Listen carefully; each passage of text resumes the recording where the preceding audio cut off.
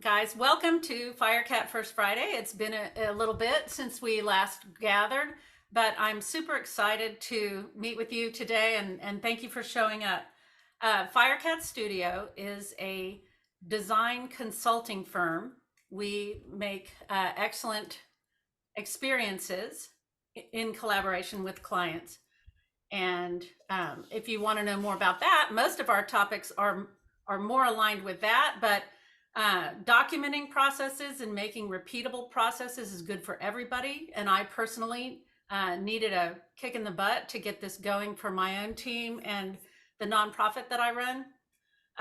If you are in the UX or product space, I did want to just mention real quick that we do sponsor User Experience San Antonio.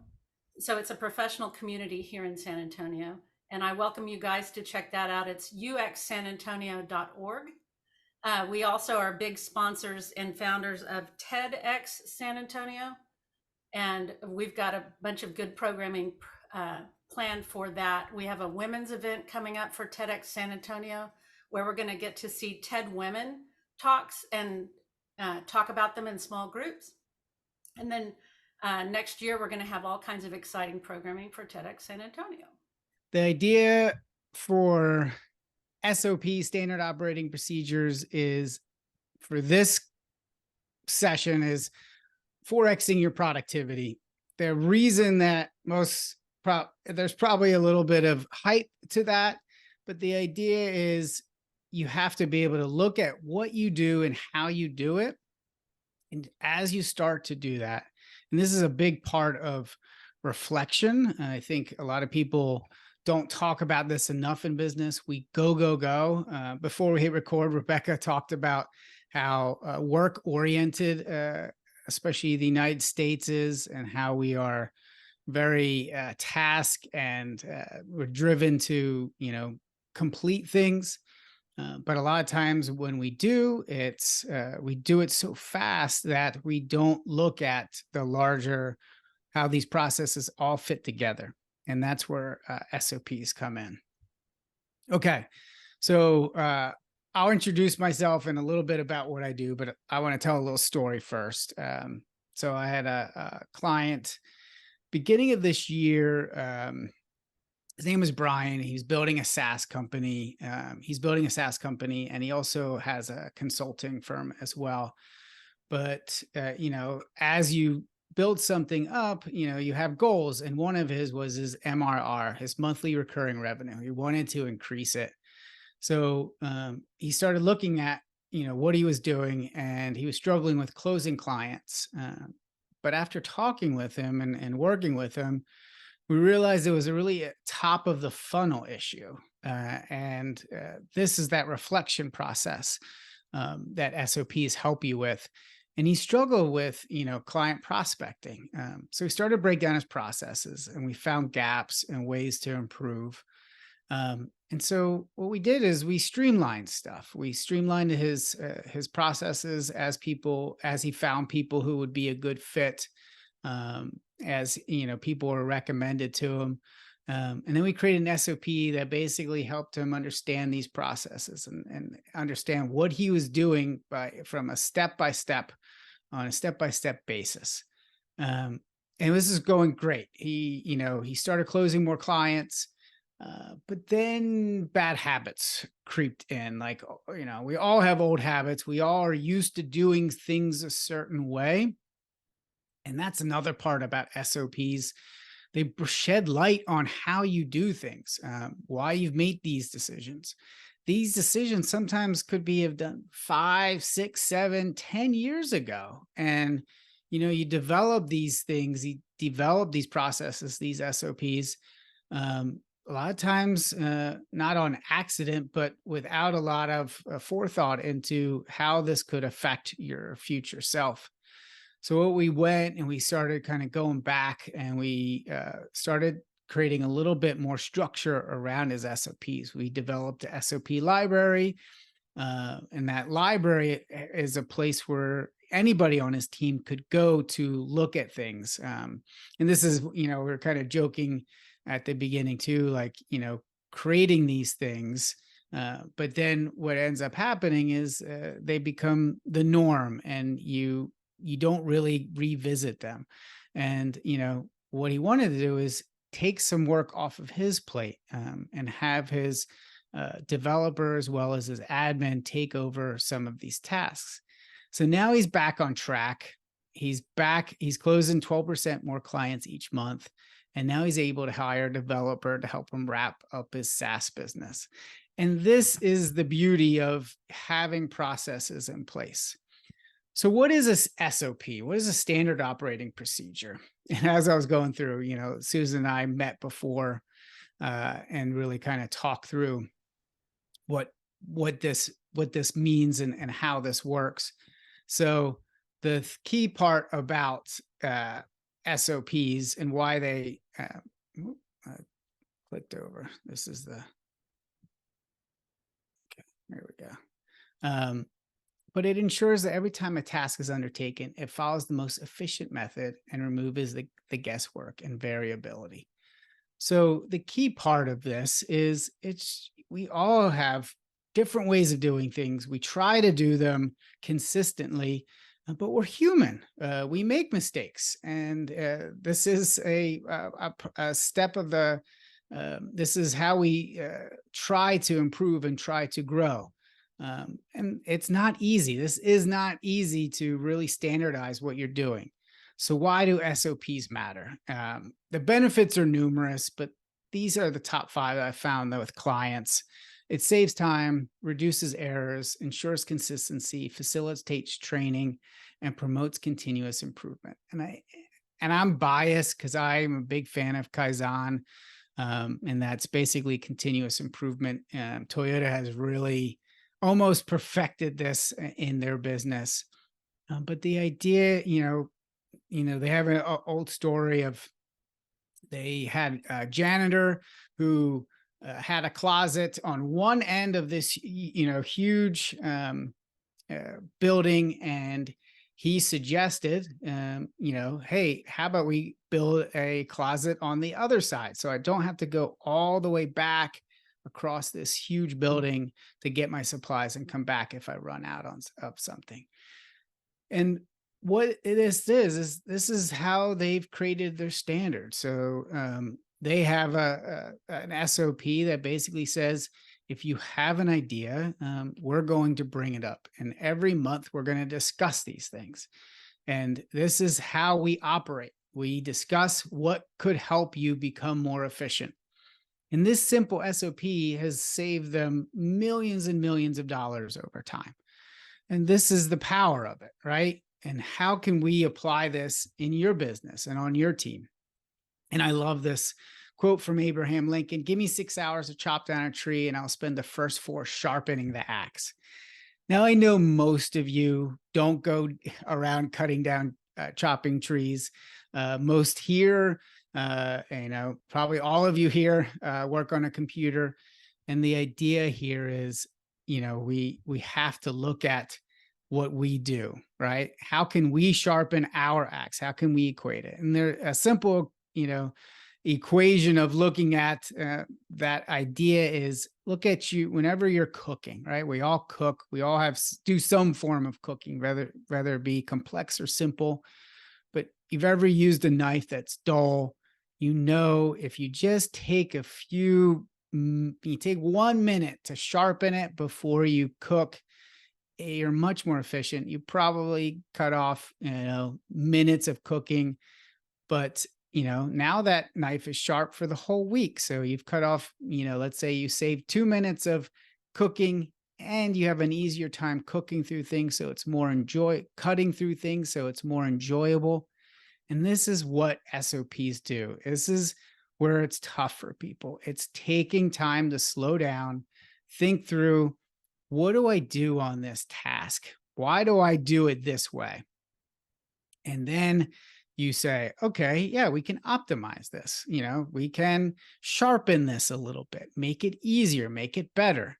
And this is that process that we all try to go through. So I want you to ask yourself, right? This is just for you. Hopefully you brought a piece of paper. I don't know if you have something nearby. You have a laptop, so you could always type it in there. This is not to share with the group.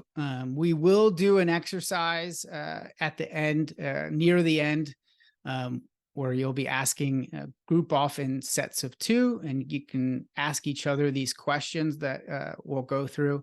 But the idea is just right now, write it down. How important are good processes in your business?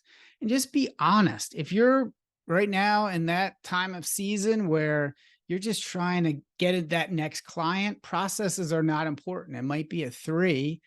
Now, if you're feeling good about clients or customers, you might be maybe an 8 or a 9, right? And then you can say, okay, this is important to me. I'm going to make some time. I'm going to take some time to sharpen my knives.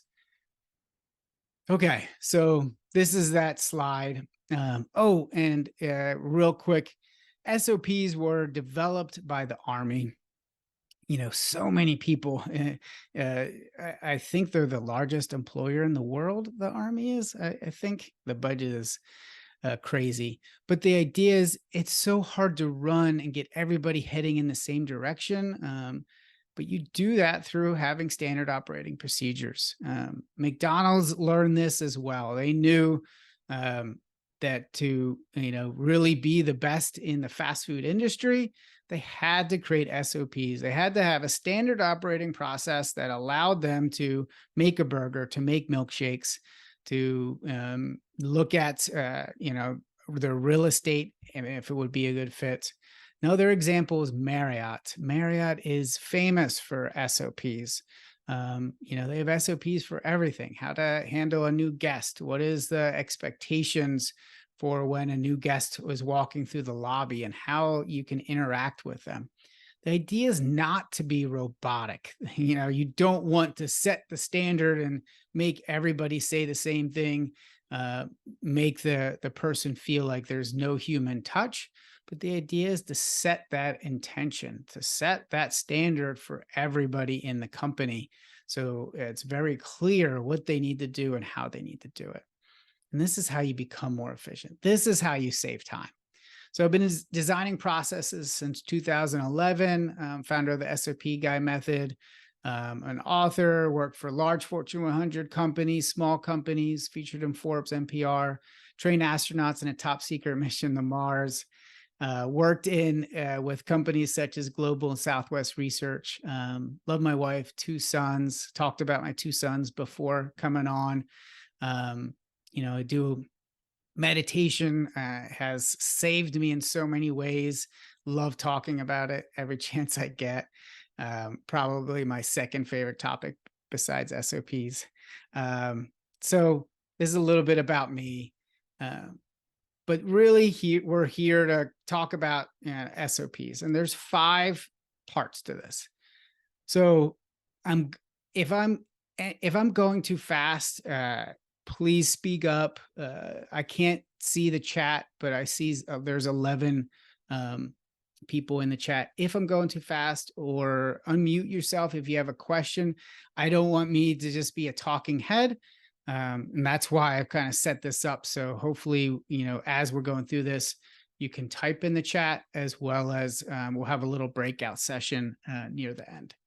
Okay, so SOPs, there's 5 steps to it. The setup, setting up your SOPs, how to title it, create your folder, create a new document, where would it go, understand the vision for this SOP and how it fits into the larger process. And this is where I'm going to cover some mistakes later, but one key mistake is not really helping people. If you hand something off to somebody and it's like, this is how you do the thing, this is how you post, create a blog post, this is how you send an email, whatever it is that you're doing inside your company, why does it matter? And the reason that this is so important, most people create SOPs where it's like, okay, here's how you do it, great, now go off and do it. And then when they come back, maybe they did a good job, maybe they didn't,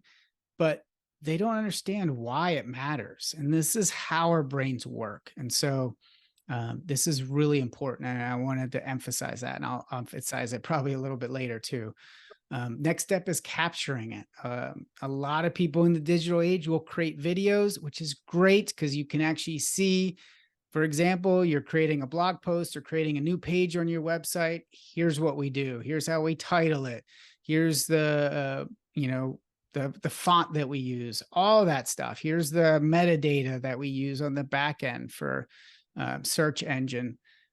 So that's great. But also you should be also creating a document, a Google Doc, a Word doc, a central document that is easy to adjust. Because once you create that video, it is much harder. Let's say the platform changes. There's different way of doing things now. This video is outdated. You don't have time to create this new 15-minute video on how to do this thing, but it's easy to go in and update that actual document. So, and then you can also add hyperlinks. You can't add hyperlinks in a video, right? Like there's different, resources that they might be able to use to be able to perform the task.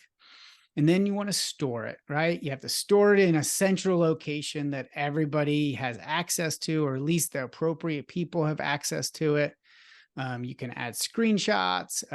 You look at the title, you look at the folder, the file structure. A lot of people don't think of file structure, but if there's a marketing folder versus an HR folder, it's, you want to be able to separate these things out so it's not all jumbled together. And then review. So review that SOP. This is another mistake, and I'll cover it again. But, a lot of times it's the owner, it's the director. They have done this job. Now they're going to hire somebody or pass it off to somebody else on the team. And they pass this off, but they are so used to doing this thing for the past year, 2 years, 5 years, whatever it is. They're going to miss some steps. They're going to miss some things because it just comes almost second nature to them at that point. So you want somebody who's from outside the organization, outside of that team, to be able to say, oh, what does that mean? Like, is that an acronym for what? Or where's this located? And then you can get that feedback to really make sure that SOP is really tight and explains what it should explain. And then the last step is publishing. You make sure it's an appropriate folder, make the SOP live, and then share it. This is one thing that people also struggle with creating SOPs is now you've done it. There is that, scrutiny around what does this mean? Why'd you do it this way? But this is the part of business, right? We all make choices, and sometimes they're good and sometimes they're confusing, but whatever happens, at least you share it. You let people know that it's out there. And what's really great is people can learn from you. This is an SOP becomes like a little mini training document, becomes a part of your culture. This culture allows other people to see the standard that you're trying to create. Okay, so common mistakes: not testing your SOP, which is a big one. The delegation trap. Susan and I talked about this, and this is a common one, especially for people who are high performing. They do things well, they do things efficiently, but you only have so much time in a day. And it's easier just to, it's easier just sometimes to just do it instead of say, train somebody else or explain something to somebody else. And what ends up happening is just like sharpening those knives, right? You just end up doing it like, oh, I'm better at creating this blog. This really only takes me 10 minutes to the blog post written. I just need to, put the title in, put it in there, format it, hit publish, and off we go. Oh, that's only 10, 12 minutes of my time versus trying to explain it to somebody and have them be able to do it and ask questions. And you're just like, man, that's like 2 hours of my time. but that upfront work will allow you to create this SOP, hand it off to them, and in an SOP, you want to also add frequently asked questions. So those frequently asked questions, they can just look at this doc and usually they can get 95% of it. Maybe they have a few questions, right? But now they have this SOP for the next time, right? Because you do it once, you don't remember all the steps. Now they don't have to come back to you again. And I think that's where that delegation trap really, gets people, is they're worried about them coming back again. Karl, So can yeah, I queue up? Kara asked a question. Kara, do you want to come off mute and ask your question? Yeah, sure. Thanks, Susan, and thanks, Karl, for this. Just a quick follow-up question to the process that you had spelled out. So I wrote this in the chat, but it seems like what you had laid out assumes that there's already been consensus that the SOPs are needed and that a specific one has been identified. So I was just curious about the steps that happen before that, where you're actually figuring out which specific SOP would be the one that should be created. And does this tend to be something that you do for a company, or is this a collaborative process? Like, just what does that look like for you? yeah. So yeah, when I go in, it is a collaborative process. It's where we start to break down what's most important to the company. And in fact, I love that you asked that question because I will cover that probably in a couple of slides. But I think it's important to realize we all have processes in place currently. We cannot get around it. There's certain ways that we do work. It's not documented. And not everything needs to be documented. You're not going to document, maybe there's a certain delivery that your company has to do. You probably don't want to document that because you just have Google, Maps app on your phone, right? You would just use that to find your way there. You wouldn't really have to explain the process of getting there. Now, there might be a process of packing that stuff, right? And that might be important because it needs to be, if it's food, it needs to be packed. Certain things need to be packed near the ice, the cold stuff. And then on top might be the less perishable things or whatever it is, right? But the idea is to really understand what's the most important thing that you need to document first. And we're going to cover that. So let me just finish with this and we'll get into that one. That's a great question though. Okay. So another part is overcomplicating them, making them too, complicated in the fact that they're too detailed, which means they take too long to write as well as try to follow. And then you end up, not being able to allow that person to have that flexibility or feel like they have the flexibility to do it their way.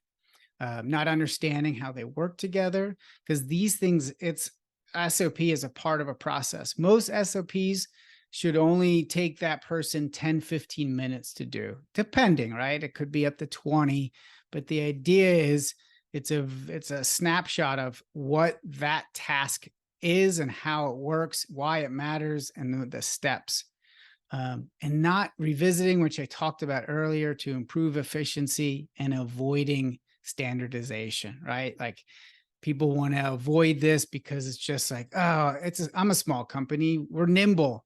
But employee number 5 is like, I don't know what's going on or what is expected of me. And it's really helping them understand, oh, this is the expectations. This is what we want the output to be. Okay.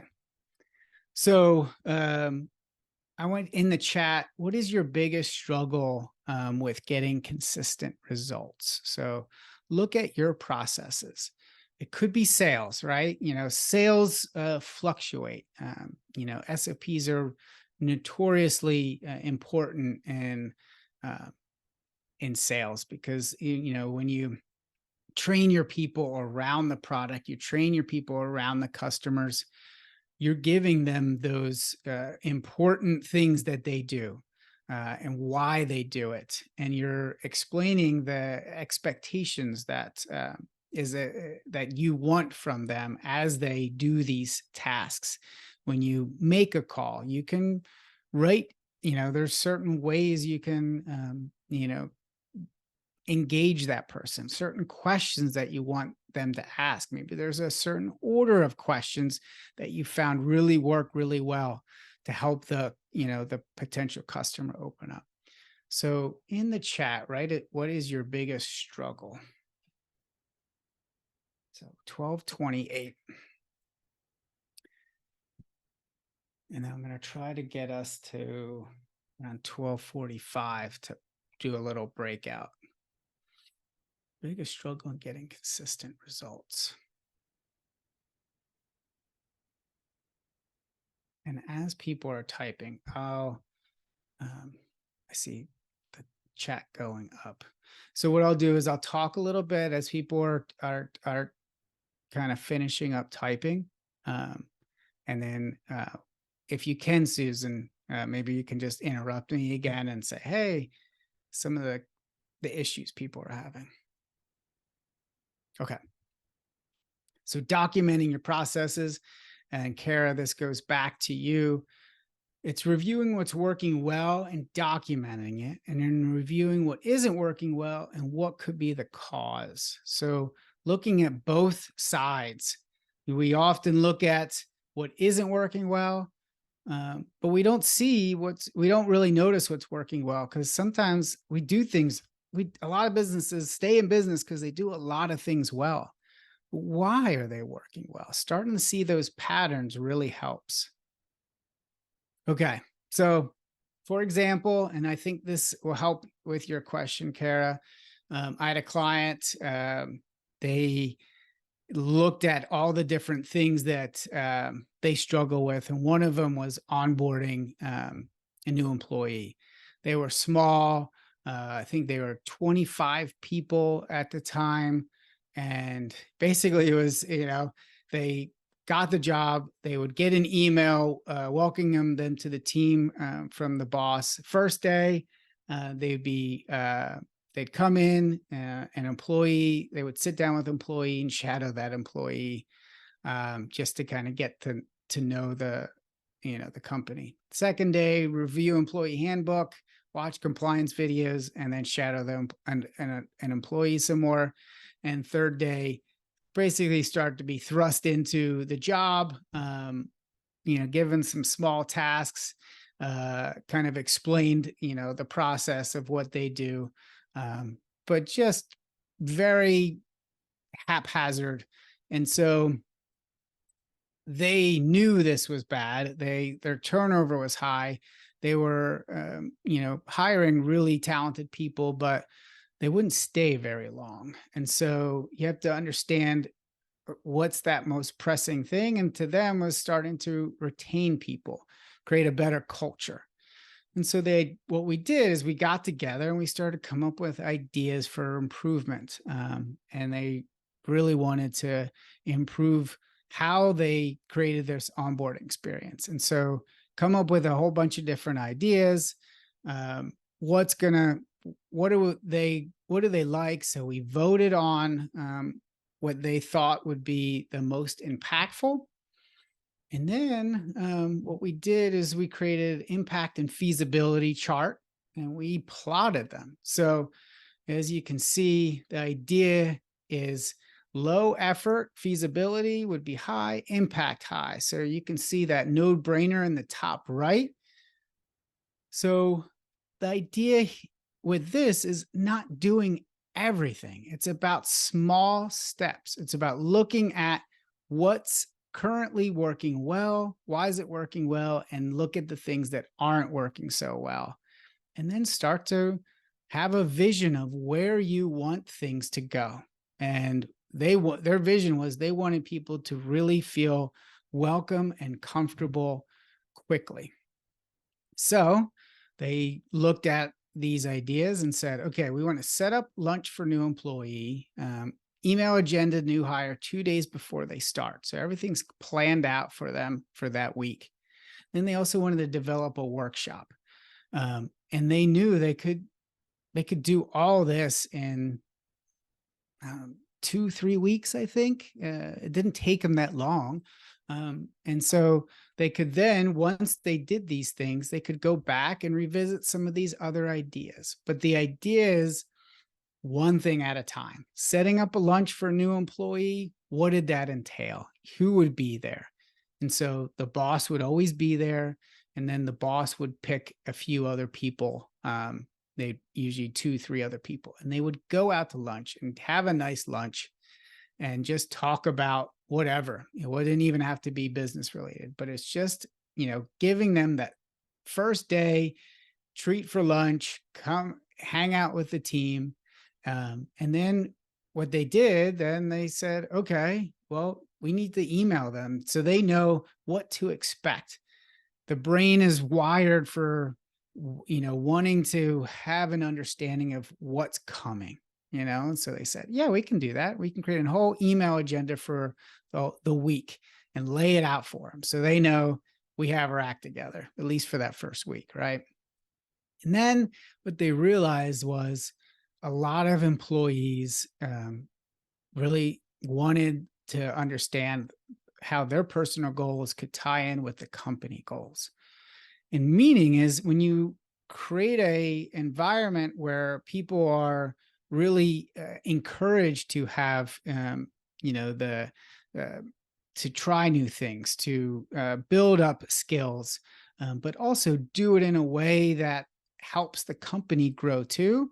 And so what they realized is new employees wanted to understand where they could add their unique skill sets and help the company. And so they created a workshop.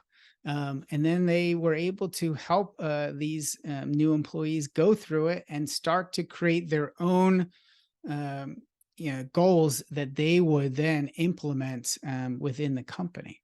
And that it was that's what benefited them the most. Okay, so and hope that answered your question a little bit, Kara, to kind of help break down like where to put that focus.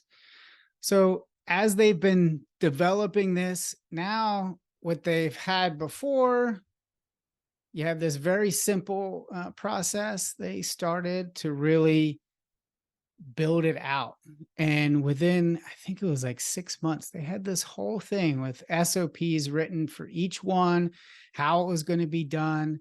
So let's say the boss changes, right? People leave, the next boss knows exactly what's expected, how to set up the lunch, who to invite, what this workshop entails, how it's run, who should run it, all those things. It's all documented and it's all there. And then the next person that comes in knows exactly how to do these things. And the key part here is not, like I said, to revisit them. This next person might have different ideas and want to implement new ways of doing it. So, then you can revisit. Then there's a process, SOP to improve this onboarding experience. And this is what they did. And this is creating those routines that really help. Okay. Do we have any questions? What are some of the questions that were in the chat?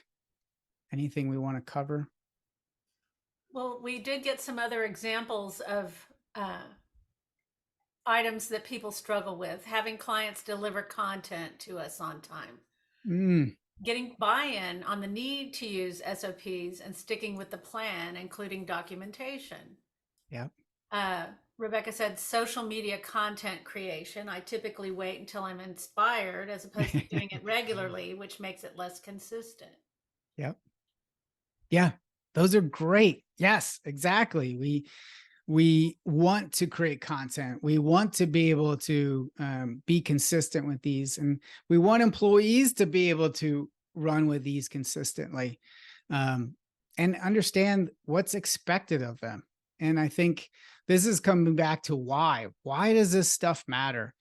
not every employee is going to be the model employee, and they might skip some steps. But the key part is you start to see what steps they're skipping because it's documented. You see what they're doing versus what's documented. And this is what's cool too, is if they are skipping steps, instead of pointing fingers, what you do is you ask why. You get curious. And this is one thing that, that for me, SOPs has really brought to light is, why are people doing things why do they make these decisions the way that they do? And, maybe they come from a previous company and this thing worked well. Okay, great. Now the key part here is find out maybe that thing that they're doing is working better. Okay, if it is working better, how can we implement it? If it's not working better, then we have to make sure the employee understands why it's not working better. Just because we've done it this way in the past is not a very good answer. We have to have some data, right? Let's look at what are we tracking? What are our KPIs around this? Our key performance indicators. Those are good. Thank you, Susan. Okay, so look at your top priorities. How much time? 12:38. Okay. Look at your top priorities. What are your top priorities right now? Look at where you feel there are gaps, where you feel that you need to improve. And, and there will be things that you're doing well. Why are those being done well? And how can it be applied to the things that have gaps in them? So just something to think about. I want to plant that seed. The idea is to start small. I know I fall into this again and again. I make mountains out of molehills. I look at this huge task and I'm just like, where do I start? And then I end up procrastinating. To Rebecca's point, right? Like, I know I need to create all these social media posts, and everybody works differently. Like you said, sometimes inspiration does hit, but sometimes it doesn't. And then you feel rushed and you're creating these things, these posts, and they're not as good as you think they should be. The greatest writers, from Stephen King to J.K. Rowling, they would sit down every single day. The guy that writes Goosebumps, I forget his name too. He basically sits down every day at 9 o'clock and writes for as long as he can. Usually it's like 12 or 1 o'clock. But he does that every day. And the idea is showing up every day and having that consistency. But the key part is an SOP is basically just a well-defined routine. So I remember listening to I think he was on the Tim Ferriss show, but the idea is same thing every time. The way he makes coffee, I think he always has the same breakfast. He always, does the same routine and then sits down, and he's priming himself to be able to be creative when he wants to, not just when opportunity or just when the idea presents itself. So the idea is starting with one area, one SOP. Like I said, I struggle with this. I've struggled this with so many different areas, and then I end up not getting the results that I want because I'm trying to bite off too much. So the idea is create some part of your business, slice it down. It could be accounting, it could be employee onboarding, it could be social media posts, it could be whatever, but the idea is just one small sliver. And this is what's hard for our brains too. It's like the investment, it's compounding interest. We know we should be putting, at least, $100, $500, $1,000, as much as we can regularly into the stock market, because compounding interest will go up. But then we don't do it. We don't set it up because it's not there's no immediate rewards. And that's where SOPs, a lot of people struggle with SOPs, is it's that upfront work. It's that sharpening of those knives that just take a little bit of extra time, but when you do, those rewards will pay off. And this is how you can separate yourself in business. Most businesses don't do this well. If you start to do this well, I guarantee you, you will stand out. It will be a better culture to work within. You'll have more consistent results. It's really powerful. Okay, so let's try making a simple SOP. And these are the steps, right? And what I want you to do is, just understand how to make SOPs. And then what we'll actually do is take a step back, and then we'll split off by twos into different groups, and we'll ask each other these questions. But the idea is, what is the purpose of this task? And then the objective, what is the final output when done? And how does this task support the larger vision of the company? And this is the why. Like, if I have to write the social media post, it helps to have a document that says this social media post is important because this is how we bring in new clients. This is how we build our brand, and our brand helps us do this, right? We don't think about that, right? So we often say, oh yeah, I know I need to do these things, but our brain really wants to know the why. So what are your steps to do to complete this task from beginning to end? It might be 7 steps, it might be 12 steps, but like I said, don't make it more than like 10, 20 minutes, this task. Okay, this is like an example SOP right here, SOP to respond to new lead. Just kind of go through purpose, objective, procedure. You have a video link, FAQs, possible future improvements. So this is a type of SOP. Here's another one where, this is the top of the funnel. This is the example I gave you earlier. How do you create this funnel so it's easy, so somebody else on his team can do and help track these people? And he used Notion. So instead of where a big part of his struggle is trying to use other platforms, he was already using Notion for other stuff. And then it was just this little tweak that helped him really start to thrive. Okay, so this is where, let's see, yep, 12:44. Good. I want us to take, if we can we do 10 minutes, Susan? 5 and 5. So 2 people. What they'll do is we'll break out by twos, and then we just ask each other these 4 questions. What do you want to improve in your business or team? What part of the process could use the most love? What is one small task you can improve the next week? So sliver, super small sliver. And what are the first 3 steps that you could do to complete this task?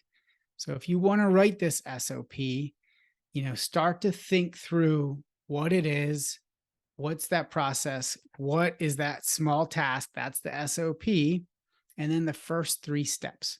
And the idea is just to break it down so you can see the power of creating this SOP. All right. Okay. Welcome back. We have to go back to the whole team. Yeah, we had to go back. Okay. Susan said, come on back. Let's all talk together. That's right. Okay. So what's your takeaway from today? What do you think that what have you learned? What do you think you'll implement? Who's the question addressed to? Me or someone else? Anybody. No. You're first. Oh, go ahead. Yeah. You spoke. No, you, Phyllis. You're first. Yeah. Oh, in the listening. Probably right now I was discussing with my co-partner there about implementing the procedures where when you take on someone new, because currently my situation is where there is I have to rely on part-time contract help, because either it's difficult to get somebody full-time unless they're don't have a job at all. So a lot of help, they may have another job, and then they may be able only to help on part-time or weekend situations like that. So getting, what document takes you down on an individual, and noticing where they are in the scheme of things as far as when you first meet them and how much documentation you can put down on them and how much you'll be able to tell them that you need to, the conversation about what's expected of them and things of that nature. So I think that part will probably be the best. And then you would have it in case you get someone else, and then you can follow suit with the same outline. And that's where you save time. You sharpen that knife now. It's that upfront work, but it will compound over time. Yep. Yeah, I think the biggest reminder for me was just like that I'm not exempt from this. I teach like process improvement a lot for some of the clients and our own employees that I work with, but remembering that like, oh yeah, this is something that I still need to improve on for our own company and for our own stuff internally is a really great point. I think it's one of the reasons why when I saw SOPs as a topic, I was like, ooh, I better be at that meeting. Yeah, and it helps to have someone from outside to look at that stuff, because what's interesting is, just like with the top of funnel client, like he was like, I'm going to use HubSpot, and then he just hit a wall, and then he never dealt with that. And he's like, just talking to somebody else, talking with me allowed him to be like, oh, like, let me just use Notion. So Yeah. it was a good takeaway. That's a good thought. Anybody else? Yeah, I could share a few. One of my big takeaways is to start small. Where I'm working a small agency, so I know it's a task that needs to be done, but I'm going to start with something small this week. And in our breakout, we talked about getting buy-in from the people that we're making the SOPs for, and finding a home where everybody can access the SOPs. That's a big thing too that I need to look into. Yep. An easy way for everybody Library. to get to them. Yeah, an SOP library. Yep. Good. Cool. All right. Well, if anybody needs help, you can, let me share my screen.